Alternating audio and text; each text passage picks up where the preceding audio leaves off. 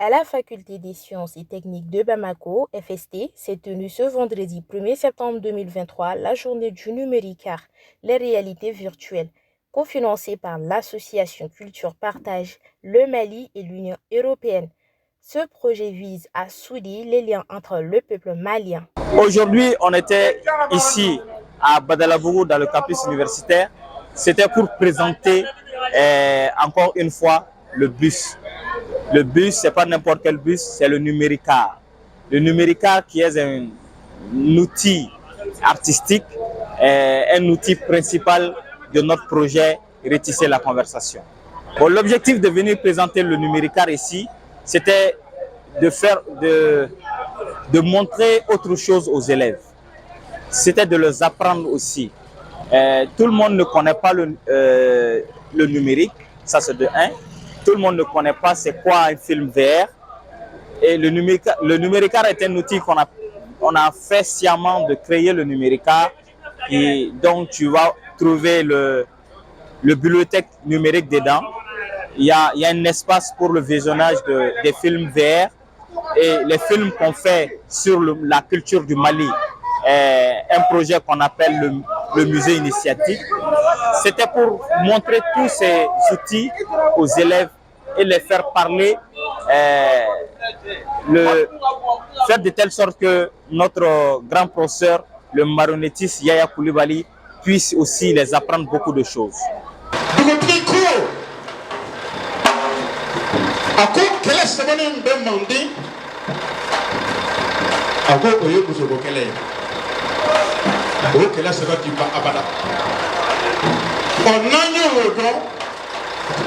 Katamasireko ola ko one penani pe ambe domine comme de wati cede ala blo oh amu ngora yo jana kana fami mo na tosro na katosro et on va prier à l'époque où il y avait un grand roi amour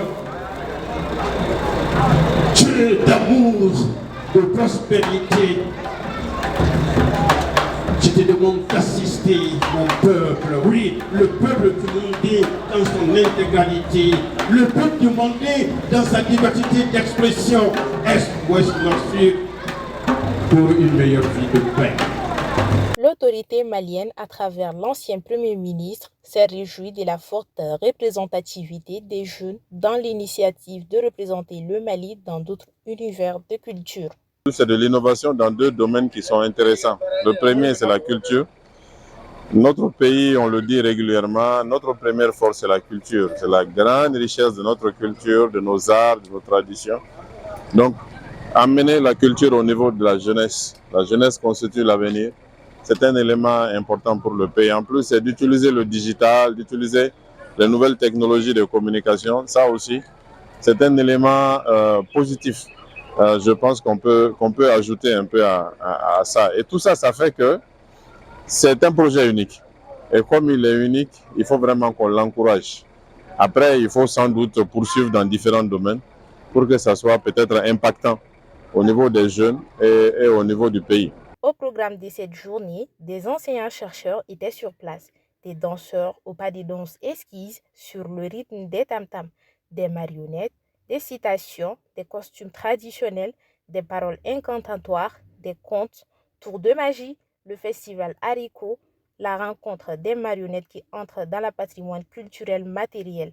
Compte tenu des vertus de la hyène, toutes les sociétés d'initiation au Mali ont pris la hyène comme étant leur emblème. Le domo, le komo, le koré, le djo, le tiwara.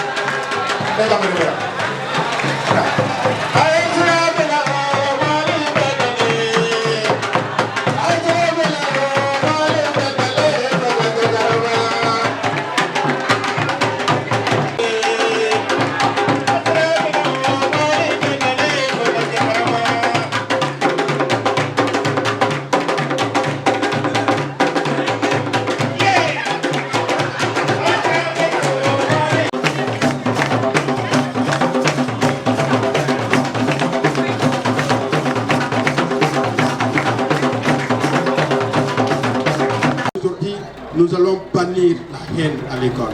1, 2, 3.